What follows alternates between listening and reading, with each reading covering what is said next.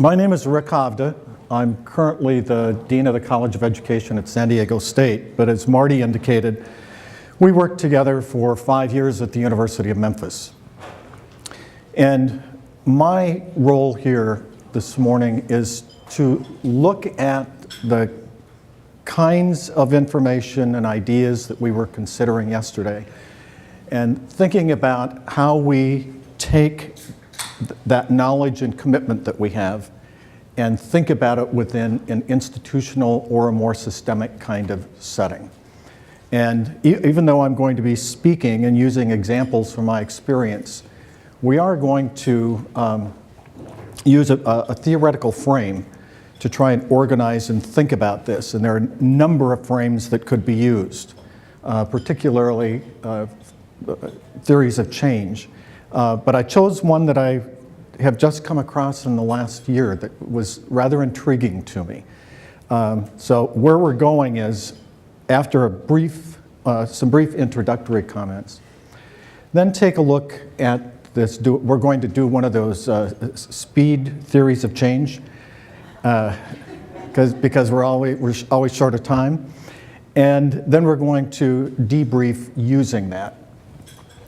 Let me go back to yesterday when Roland started the conference. He said that the shared values and purposes that we have in being here include effective pedagogy for all students, the use of sociocultural theoretical perspective in the work that we do, multi-methodological evidence, and work demonstrated in challenging settings. And I wanted to remind us of those purposes and shared values that we have, because our purpose in coming together is to figure out how do we move the work forward.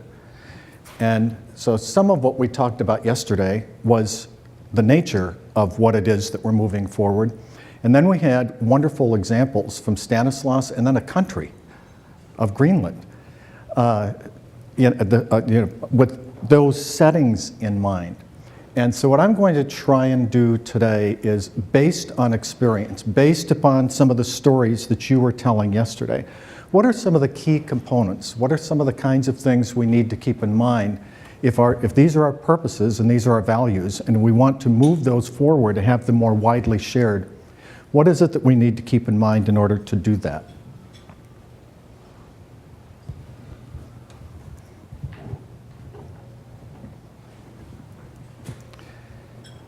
Okay, so how can a college of education, school, or a district work toward these purposes? How do we leverage effective pedagogy standards to influence and impact institutions? And what can be learned from the examples from two initiatives or two institutions that I am going to share, from initiatives to create conditions that encourage and support the use of effective pedagogy? It struck me yesterday. Do you remember during the panel, at the very end of the panel, someone asked the principal after his first year, and I'm sorry I don't remember his name, but Rob Williams. Ralph? Yeah, Rob Williams. Someone asked the question about, you're at a new school now and it's the end of a year, sort of what's going to happen? And he said, we are poised to create. The conditions are right for us to move forward. And I love that language, and I love the image of that, because so often that's a piece that we really don't give enough time to. Have we prepared the place? Have we prepared the institution? Have we prepared the individuals so that we're not putting them in compromising situations where their worst behavior comes out, but appealing to and supporting their intellect in moving and making choices that we believe, and I believe, many believe, even though it's different from their behavior. Okay? Then the preschool teacher, and her name was Rita. There you are. Yeah. Yeah, it was so refreshing listening to you. You, at the end of your comments, talked about pathways for positive change. And in my mind, that's the same kind of thing that Rob was talking about with poised to create. Whoop, I pushed the right side, not the, okay.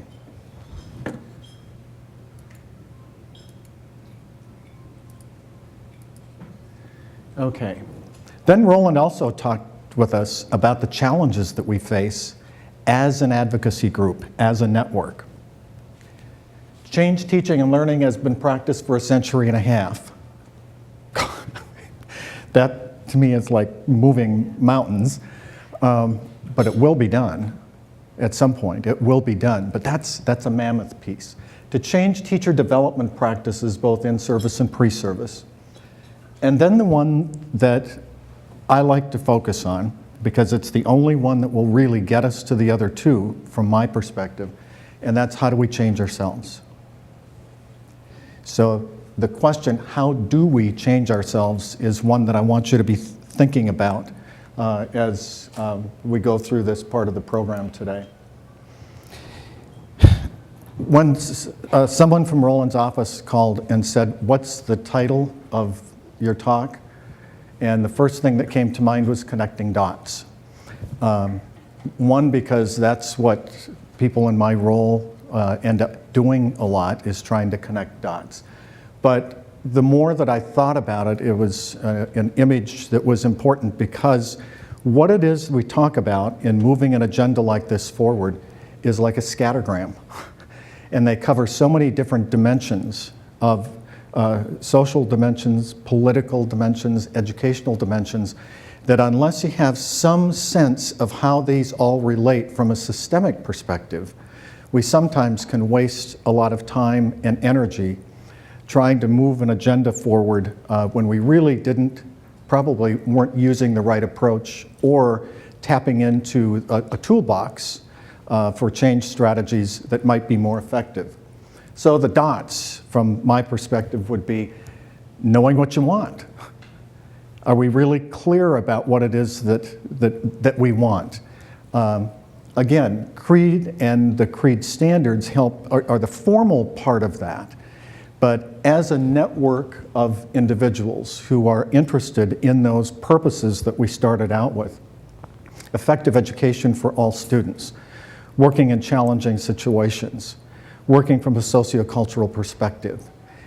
Because those are commitments that we share, how clear are we about what it is that we want, and are we focused enough in getting that message out? Knowing what we have.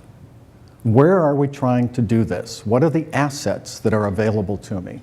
Where are the potential problems in trying to move an agenda forward? Knowing what needs to happen. And it's different in every situation. Is it a classroom we're talking about? Is it a school we're talking about? Is it a district? Is it a teacher ed program?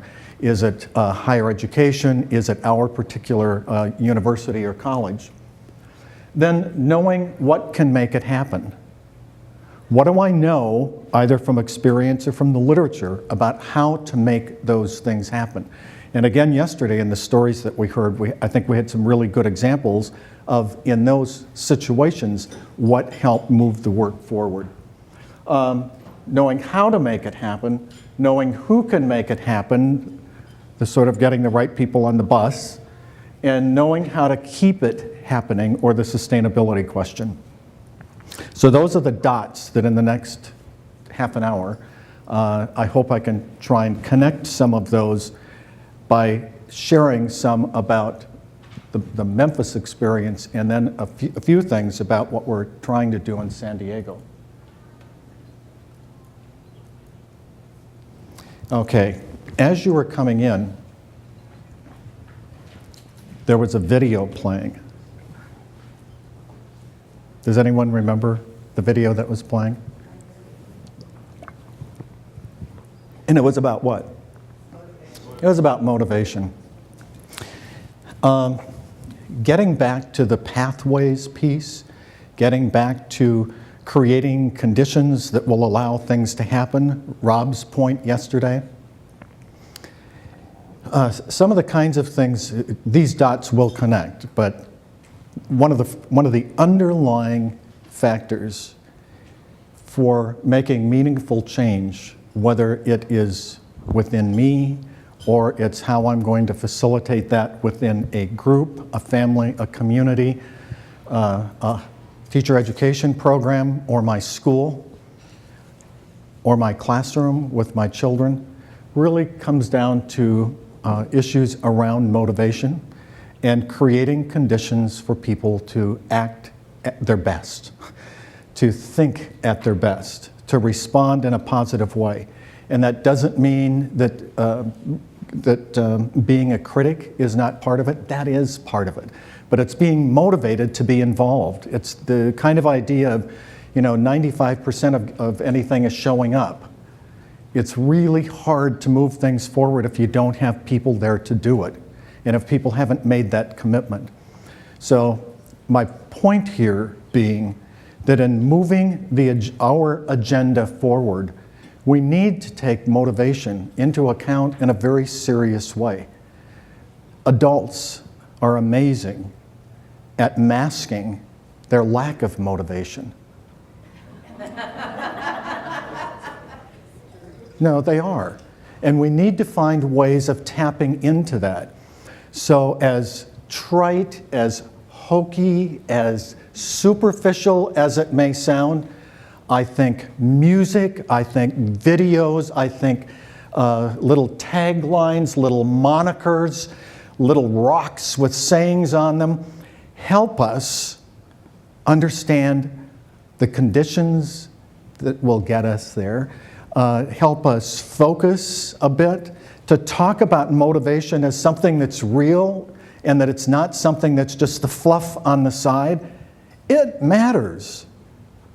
So being real serious about looking at motivation and the role that it plays is an important foundational piece from my perspective in the work that I've done over the last several years. Before talking about specific examples from either Memphis or San Diego, I came across, how many of you have happened to have read this book? It came out late last year, late '08. Okay. Interesting book from my perspective. This is a business administration professor from Harvard who uses his background and thinking about change in business and applies it to education. And he's pretty passionate about his idea of this theory of disruptive innovation. And I found this very helpful and very useful in just thinking about my own experience as someone being involved as a change agent and being a part of change. So there are this is the speed part. There are two big ideas that I want to share. One is these two basic concepts of sustaining innovation and disruptive innovation. In the book, he describes this in much greater detail. The thumb definition of this is sustaining innovations are what it is that we do to innovate on the track or the plane on which we already exist. So the idea that even though we have had a general form of sage on the stage, direct instruction, lecture, using that kind of a model, transmission model, we have innovated on that over time, right? There are little innovations all over the place. And we use other forms of talking head. We use other forms of transmission other than someone standing in the front of the room.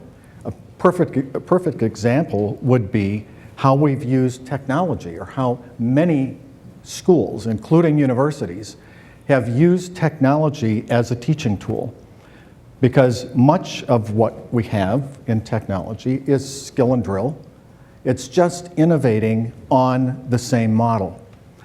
Then he introduces this idea of disruptive innovations, oftentimes that have little or nothing to do with the sustaining kind of innovation and being on that plane. In fact, they're typically, a disruptive innovation is totally on another plane. And he describes these disruptive innovations oftentimes as being of lower quality and of much less influence, and probably taking more time to impact in a disruptive way where it is that you want to go so that it starts a whole new plane of thinking, okay? That's where he's coming from with this. His example of what a good disruptive innovation, example of one would be, is a personal computer. We can all remember, or some of you cannot. Most of us can remember days when a Selectric was really hot. You know, if you had a Selectric in your office, that was big time stuff. And then you had the little thing to take care of mistakes. Oh yeah, self-correcting. I mean, that was the best.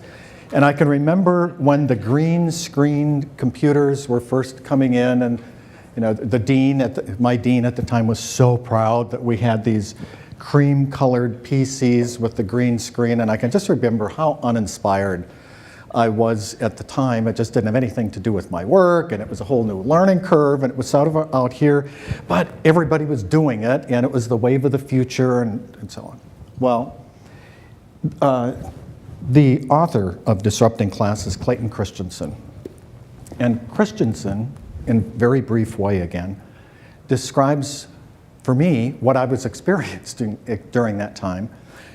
During the time of personal computing, or the emergence of personal computing as a disruptive innovation, what was going on is there were many computers, M-I-N-I, not many, mini computers, that were doing the work that computers were set up to do, which is sorting and data and putting it out, and they were housed in special rooms.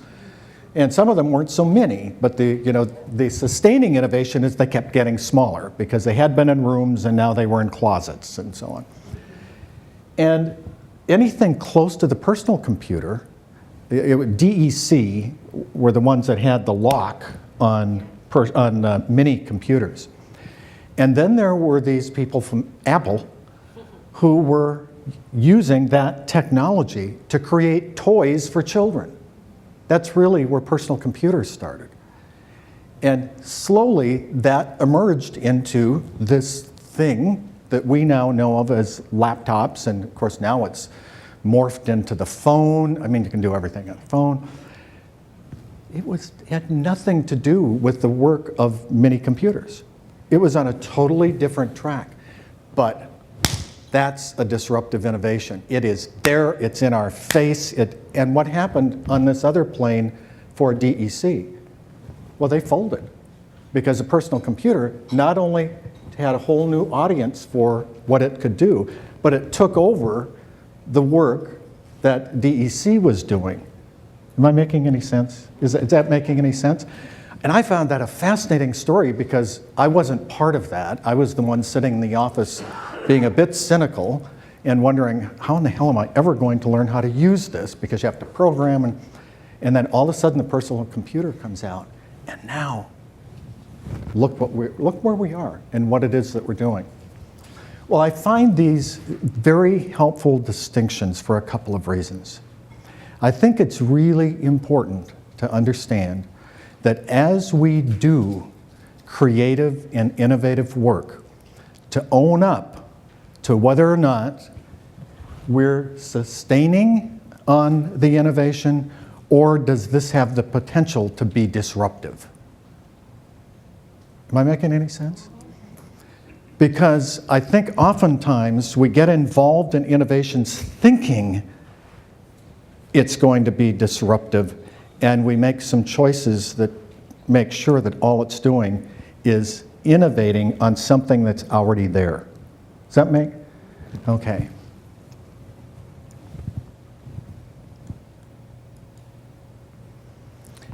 In Christensen's book, he also then, as part of this theoretical model, talks about the tools of cooperation. In other words, it's going back to laying the fertile ground, creating the pathways, that sort of thing. And what he says is he's identified 4 types of tools, and we're going to hand this out to you so you don't need to write anything. Hand out hand out the model, and we're going to use this and take a look at it in a minute. But he has 4 quadrants on 2 axes. And the quadrants are leadership tools, culture tools, power tools, and management tools. When I saw this schema of that theory, it was very, very helpful for me to use this as a lens for looking at decisions that I make in trying to move an innovation forward. Specifically, using it to reflect back on 5 years in Memphis and now a couple of years in San Diego, and then before Memphis, thinking about St. Louis and St. Louis public schools, and then my time in Jefferson County, Kentucky, working at the University of Louisville. And then I thought about when I was a classroom teacher and things I was trying to do. How does this help me understand what was going on then, what might have helped move things along, what were hindrances, what were good decisions, what were bad decisions. So that's my purpose in handing this out, is to use this as the frame to analyze Marty's story, the story from Stanislaus, do you see where I'm going with this? The Greenland story, and so on. What are the specific examples? Because just having a laundry list of actions or good steps, I don't think is enough. It's how we choose, what we choose, and then how we choose to use those as tools.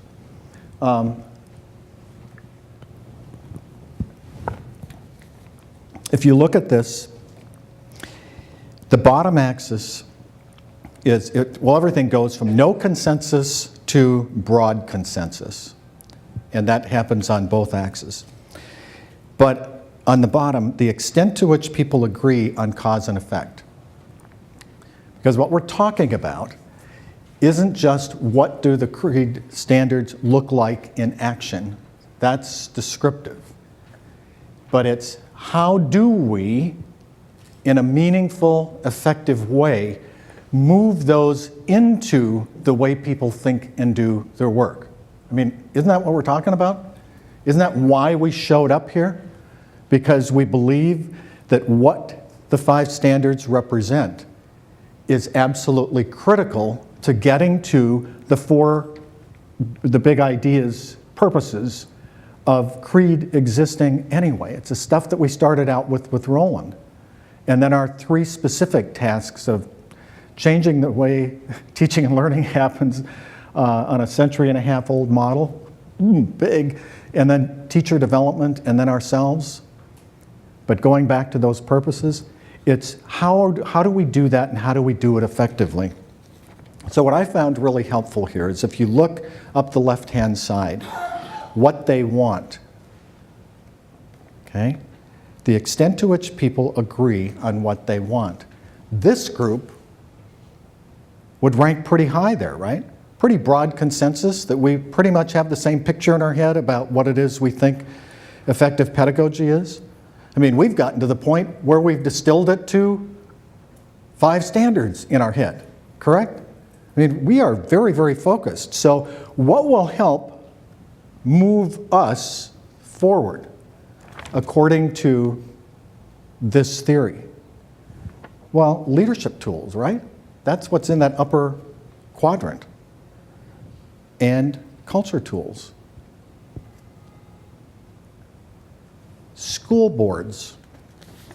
Trying to get school boards to understand the standards of effective pedagogy. Where are school boards in terms of their consensus about cause and effect? Are they at the no consensus or broad consensus? Typically, most school boards I've ever worked with are down on the no consensus. You have 5 people in 5 different versions of the world. Where are they in terms of what they want? If there are 5 board members, it's likely that they want 5 very different things. So what does this model tell us we should think about using if we want to move the innovation forward?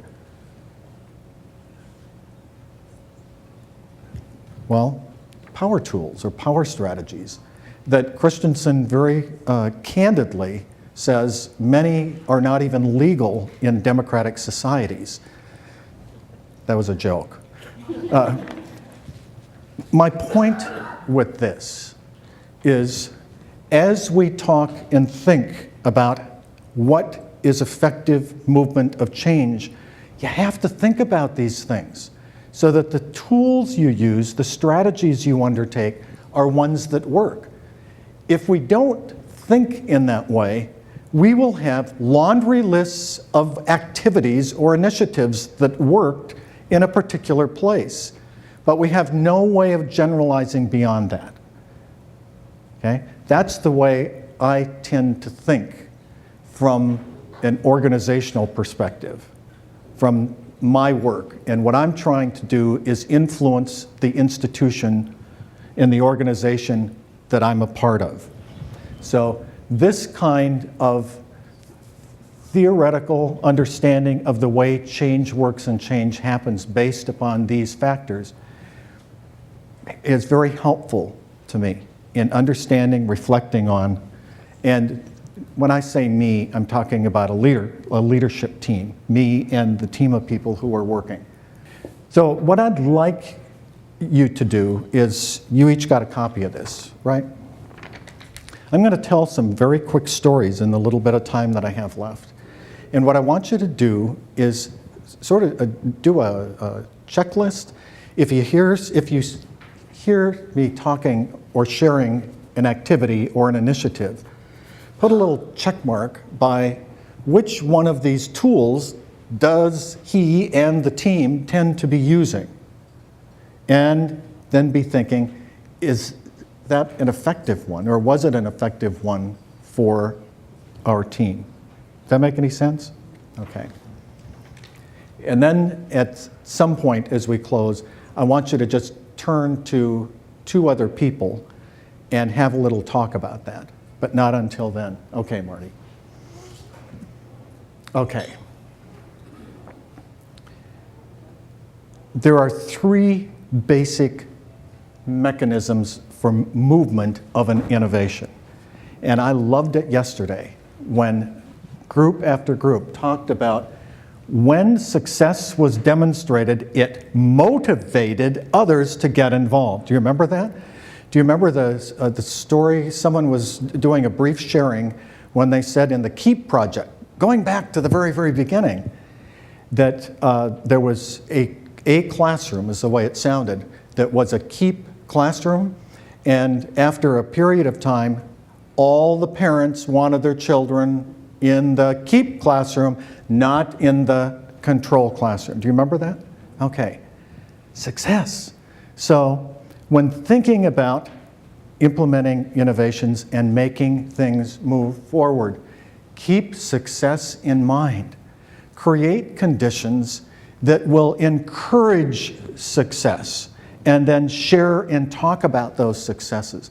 It's a wonderful mechanism for helping people embrace change, embrace innovation, and move the work forward. What gets very discouraging is, and Marty, I'll use you as an example. When you were at the medical school, she's the biggest skeptic. Any new idea that comes out, we worked together for a long time, I know I can say, she will bring up this perspective and that perspective, and what about this, and what about that, and what about this, and what about that, and they got her involved in what? Success. She had a successful orientation. They had students that were using the method in a very successful way. Talk with them. You experienced success, and you got those doubts and so on out. That's a motivator. She now, doesn't she sound a bit like a proponent and trying to figure out how all of this connects up with her basic belief system, which are represented by the 5 creed standards. That's what she's trying to do. She's trying to monitor this innovation that's out there, probably more of a sustaining one at this point than anything. Maybe could become, but it was a success factor that moves her forward, okay? Don't underestimate that. It's so important. And make sure you tell the stories of the successes so that other people know and can get on board, okay? Common language and common problem frame. Folks, there was so much conversation about this yesterday. I can remember someone talking about it. It wasn't until we started calling things by the same name, where we had some academic language, that we didn't talk past one another, right? Well, the reality is that ought to be real up front. That it's an important foundational piece to move innovation, to move change forward. And then there's always a strategy of separate. I've got to get out of that environment and into another. A charter school, that's what they're doing. They're saying, you know, we tried, or you know, whatever, in the system, but I've got to get out of it in order to do the move it forward, right? And what do we do in higher ed? Pilot projects. We're great. I mean, the State Department's California teaching credential, you can present a pretty modest pilot and get it approved for a few years, right? Think about that in relationship to trying to get it through a curriculum committee. What would you do? Gee, let's try and change something and get it through, or we can start next week. So it's a viable strategy, viable mechanism for making change happen. Okay. The Memphis Review, keeping this in mind.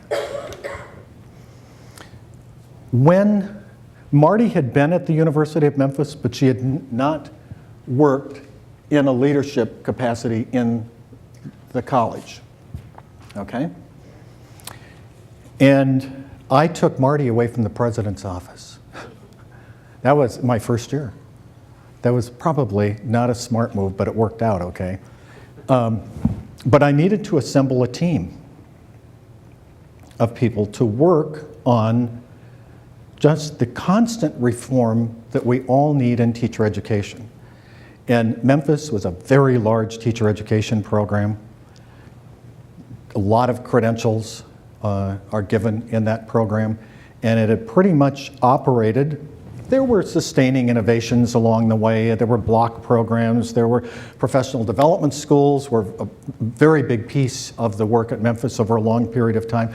So some of the right kinds of things were happening, but it didn't have us, from my perspective, and these are words I would use, the soul of the program was more tied up in form than it was in what the guiding principles were.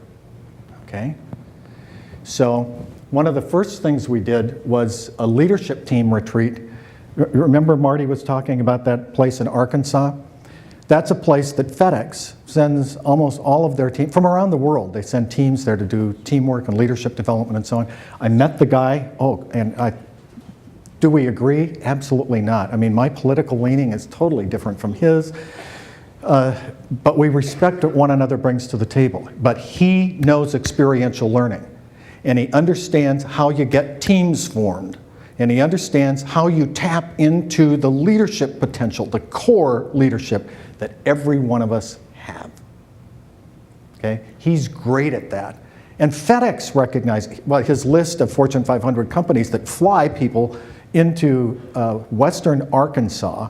God, how long a drive? It's like 2.5, 3 hours for us just from Memphis to get there. But they come from all over. So we took the leadership team there, and of course they were being nice to the new dean. Why did we go there?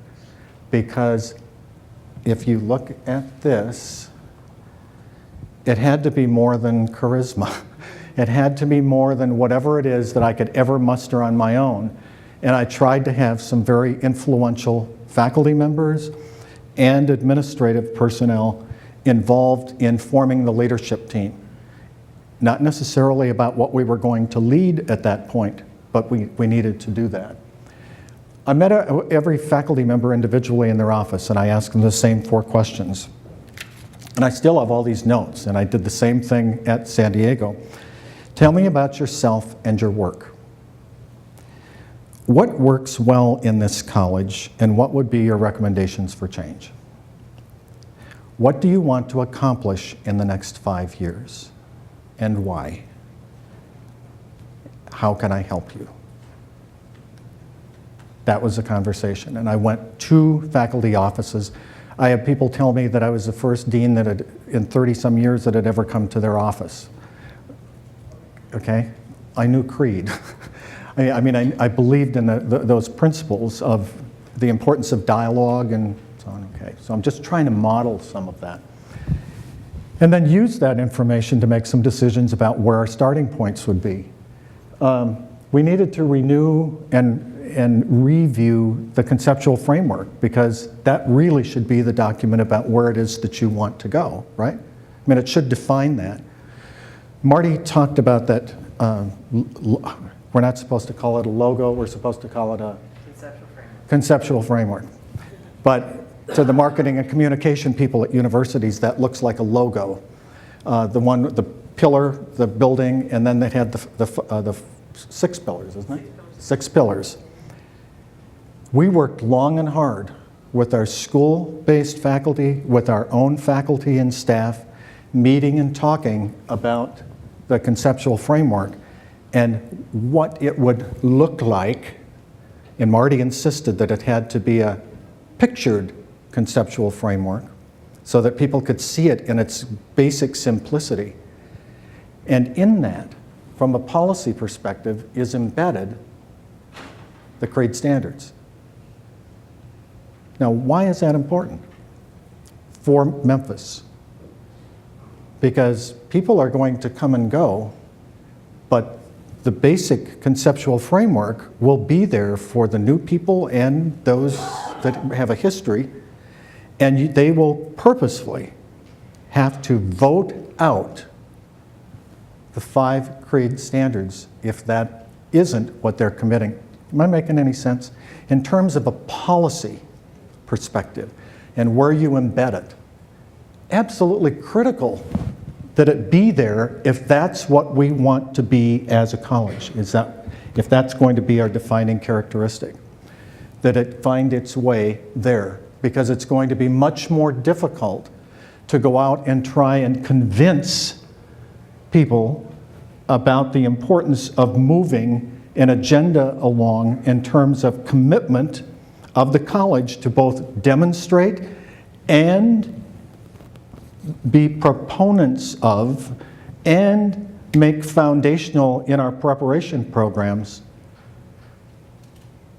the standards, if it isn't somewhere in the body of our policy. I mean, it's very easy to go away. The person leaves, or the 2 or 3 people leave who carry the standard, and what happens? It's sort of nowhere to be found.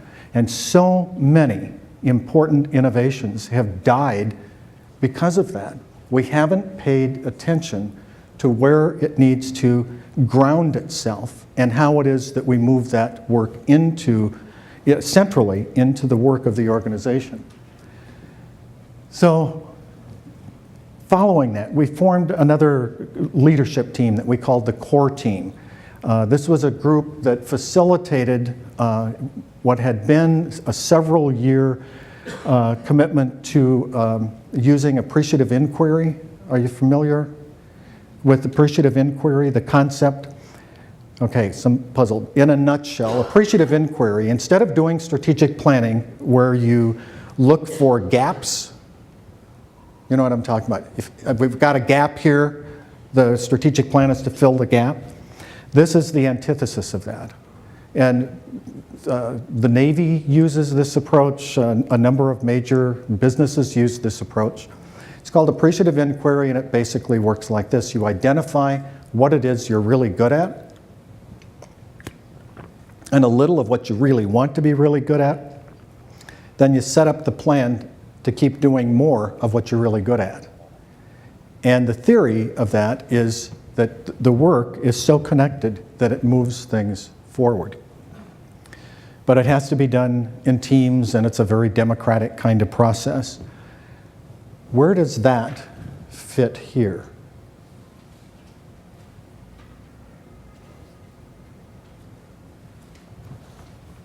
Is that a leadership piece? Is that a cultural piece? Is that a power piece or a management piece? Yeah, it's a little of each. But it's building on the culture and supporting a culture of conversation and dialogue. It is building on the strengths of what are there, but it's helping us move the innovation forward. One of the other things that we did is develop a set of college norms. Marty, I'm going to do this very quickly. Shall I go somewhere else?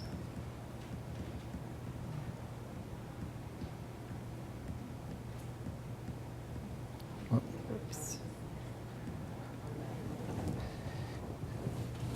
This was the core team that was out in the wilderness and developed a set of working norms for how do we work with one another in the College of Education. How do faculty work together? How do faculty work with staff? How do staff work with faculty? How do faculty work with students? How do students work with students? This became another kind of foundational piece to help move the agenda along. Because what do you notice in there? And these were just generated from people saying, what do you think ought to be normal behavior in the College of Education? One is to take 100% responsibility over things for which you have control. If you can control it, you're responsible for it. You're responsible for your behavior, you're responsible for your actions. And that became, it was so freeing to be able to just say, I should have taken more responsibility for that, instead of trying to backpedal and find out how you can cast blame or shove it off on someone else.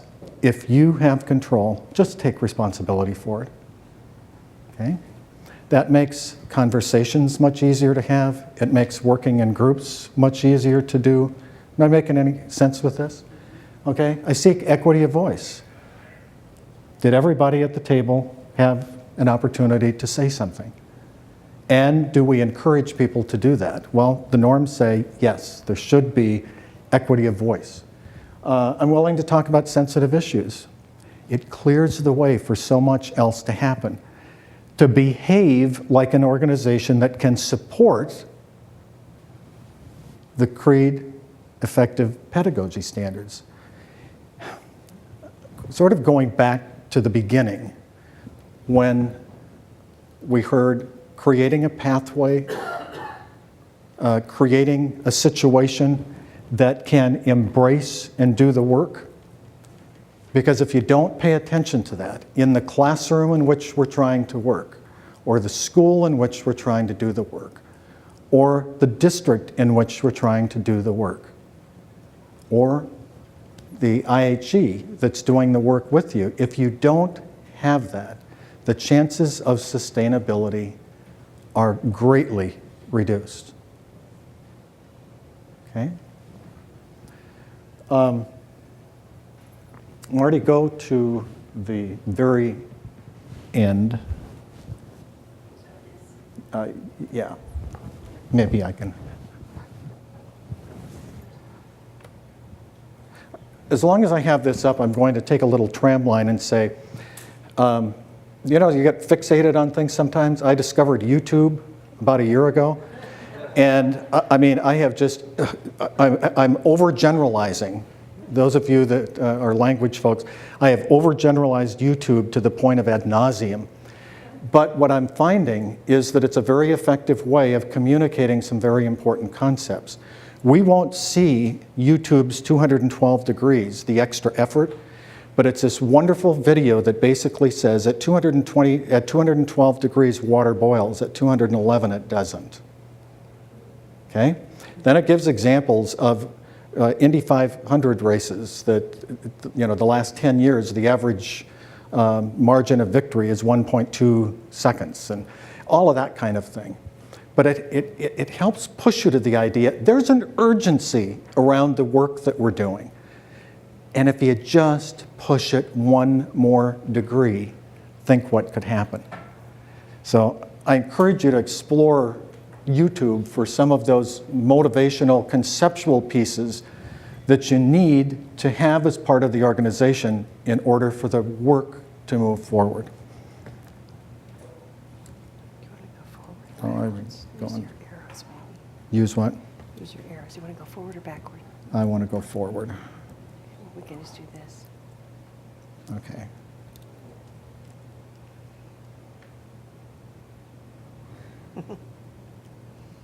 Speed reading. We've had speed PBLing and speed. These were just in case we would need these examples. Oh, did you get that one? This has actually happened. And I think it's, again, another wonderful example of using the tools we have available for us to create images that help people know how to do the work. Strategy, a chance to think and act in fresh, new, concerted ways.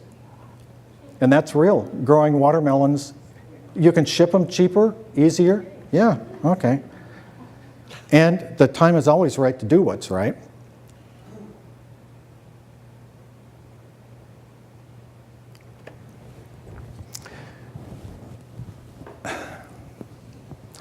Creating conditions that allow the right kinds of idea, and we've defined that for ourselves. We're soldiers behind a movement around ideas represented by 5 standards of effective pedagogy. But they don't happen in isolation.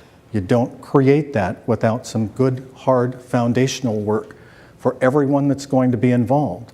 You don't do it without considering what tools are going to be most effective in this particular situation to move it forward. At both Memphis and what we're engaged in at San Diego State right now, there are some wonderful signs of some things coming together.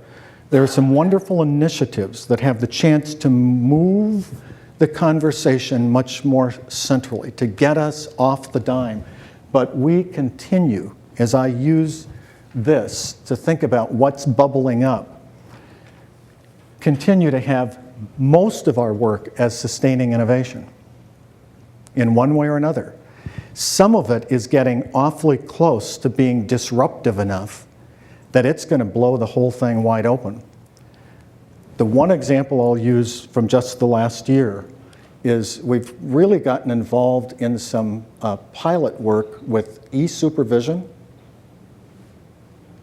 And it sounds like the antithesis of what it is that supervision should be, which is this close working. What's happened is there are 4 people involved in any supervision that we've been doing. Those people work past one another. They little, if ever, communicate with one another. They are oftentimes late or delinquent in getting reports filed. And what we're finding when you put technology at the center of supervision, it causes those people to talk to one another. The students' work is public. It's out there. Everybody can talk about it at the same time. Or if I don't have time to do it at the same time, I can do it at another time, and you still are getting that. It is disrupting a lot of people's lives right now. It's making us rethink how we, in a basic way, do teacher education, because it's raising all kinds of issues. Is it a disruptive innovation at this time? Not yet. But we've created conditions where it's more likely that those things are going to happen than not happen. So I'm encouraged by that.